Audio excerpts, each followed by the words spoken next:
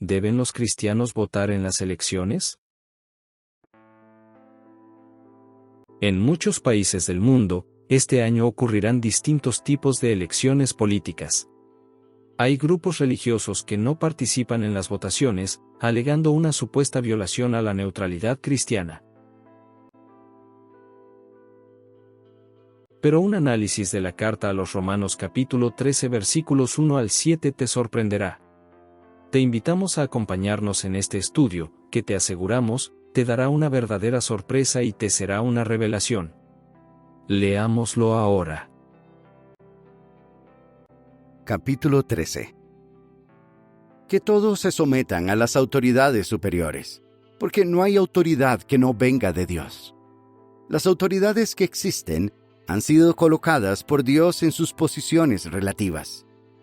Por lo tanto, el que se opone a la autoridad se ha puesto en contra del orden establecido por Dios. Los que se han puesto en contra de este orden recibirán su condena. Los que hacen cosas buenas no tienen miedo de los que gobiernan, pero los que hacen cosas malas, sí. Así que, ¿quieres vivir sin miedo a la autoridad? Entonces sigue haciendo el bien y recibirás sus alabanzas, pues está al servicio de Dios para tu beneficio.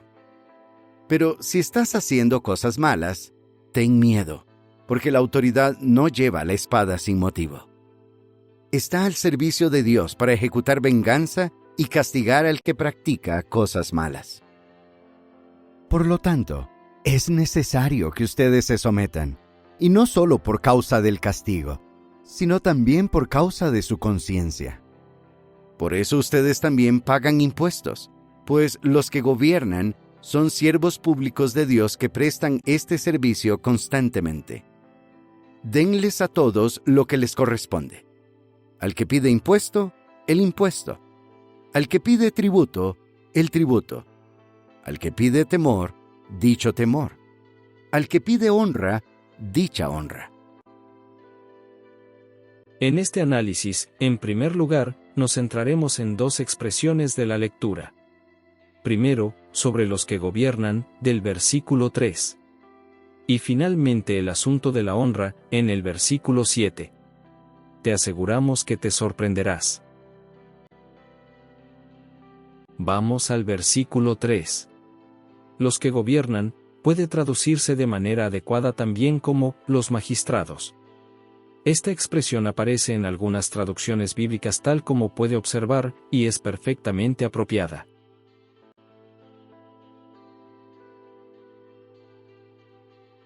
Pues esta expresión, llamada los magistrados o gobernantes, en el contexto de la carta a los romanos, es muy significativa.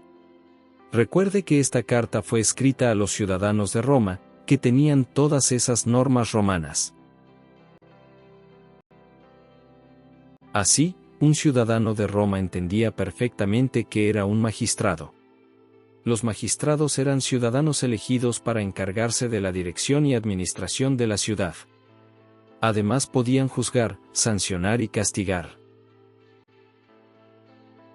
Pero el detalle de todo esto, es que los magistrados eran elegidos por votación. Sí, por un sistema de votación en el que participaban los que tenían estatus de ciudadanos de Roma.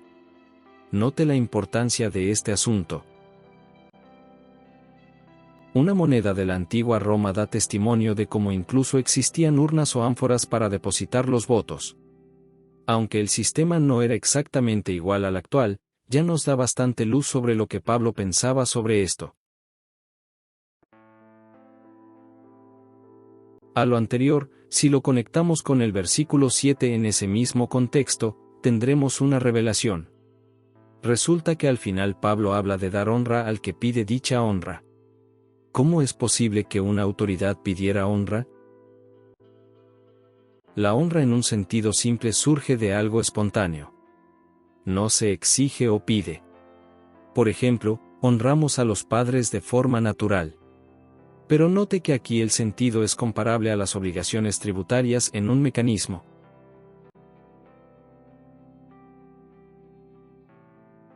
Lo más impactante de esto y que suele ocultarse como evidencia, es que los romanos llamaban oficialmente cursus honorum a la carrera política o escalafón de responsabilidades públicas en la antigua Roma, en la República. Cursus honorum, el curso del honor o la honra, sí la honra. La honra a la que se refiere Pablo y que solicita a los cristianos romanos que cumplan con dar.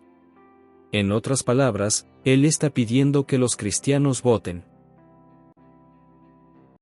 Porque la honra que piden los magistrados es que los ciudadanos cumplan con la obligación de provocar el cursus honorum o honra. Este es el mecanismo mediante el cual se eligen a los gobernantes, a través de las elecciones. Entonces se les da honra mediante participar en los comicios electorales. Y al respecto, tenemos también otro detalle. Solo los que tenían el rango de ciudadanos podían votar en la antigua Roma. Pablo sabe de lo que habla. Y lo decimos porque, tal como admite esta revista llamada La Atalaya, él era ciudadano romano y hace valer sus derechos en más de alguna ocasión.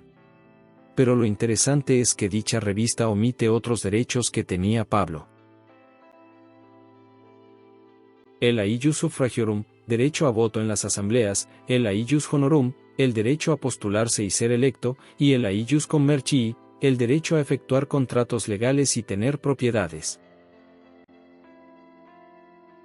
De hecho, esta obra seglar de historia reafirma lo anterior.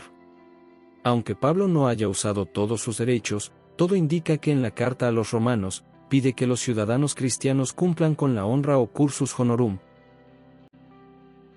Esto implicaría sin duda el aeius suffragiorum, para que otros a lo menos, tengan el aeius honorum. Todo esto no generaría ninguna incompatibilidad con ser cristiano. Sería dar a César lo de César. No implicaría quitarle a Dios. Para nosotros, la ciudadanía implica algo similar.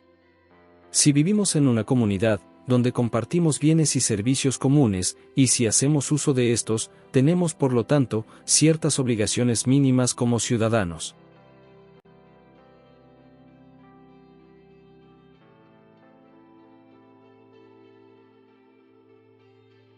La carta a los romanos es entonces muy reveladora. Pablo no está señalando ninguna incompatibilidad en vivir como un ciudadano de un mundo material, con ser un ciudadano del reino espiritual.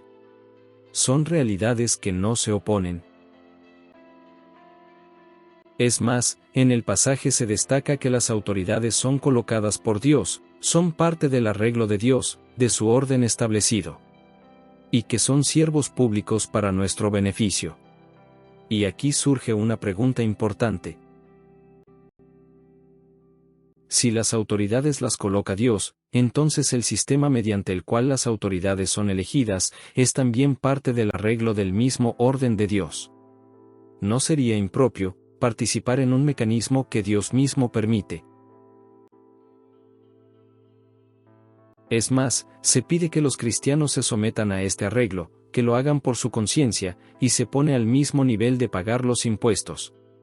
Evitar participar en dar honra, o elegir, sería como evitar pagar los impuestos. Algunos grupos sostienen que ya que Jesús no participó en política, los cristianos deben evitar toda participación electoral. Sin embargo, Jesús evitó la política terrenal porque él se centró en una misión espiritual. Pero sus seguidores deben lidiar con aspectos prácticos, materiales y físicos mientras están en este mundo. Deben comprar, vender y comer, deben atender sus necesidades materiales, pagar impuestos y ser buenos ciudadanos. Y todo esto, incluso el elegir gobernadores, o hasta ser uno de estos, a modo individual, no viola ninguna neutralidad. Por esa razón en la Biblia se habla de José, Daniel y otros tantos, como buenos gobernantes civiles. En próximos videos analizaremos otras aristas y ángulos de este asunto. Mientras tanto, te agradecemos tu visita. Danos un like o me gusta, y suscríbete si aún no lo haces. Muchas gracias.